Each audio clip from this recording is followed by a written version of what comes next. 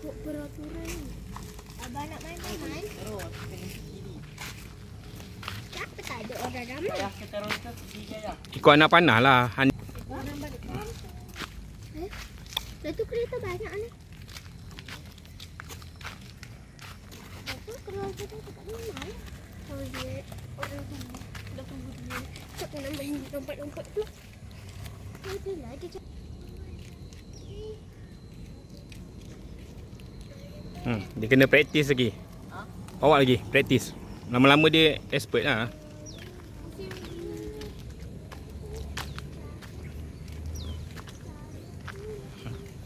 Ni abang.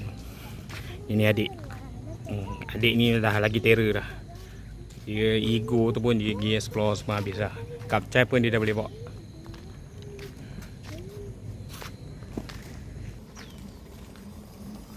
Kan? Dia dah confident sikit dah. Pergi pusing lagi. Pusing banyak kali lagi.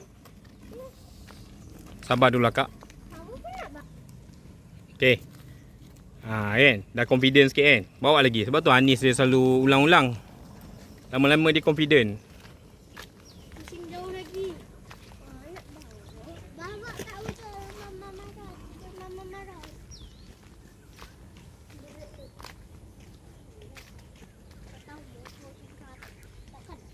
Okay, alhamdulillah. Dia dah pandai lah. Dah confident. Bagus. Cuba naik lagi ke? Yelah lagi. Sampai confident. Pergilah dengan mama. Terus.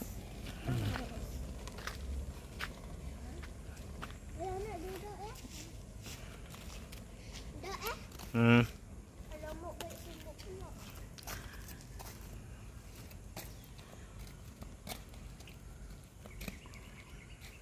Abang Azim dah confident dah sikit.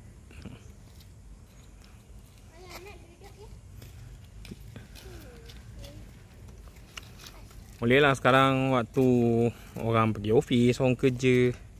Jadi jalan tak sah dalam taman je boleh lah.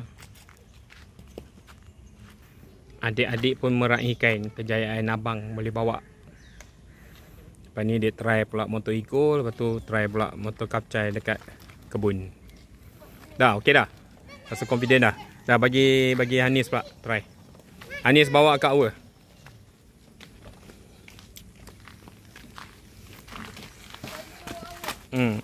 Azim tak boleh lagi. Nah, kunci rumah. Macam and Amanis.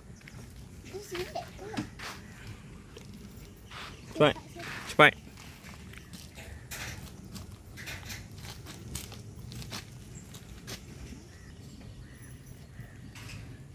Okey. Banis dah hati-hati Banis. Okey kak.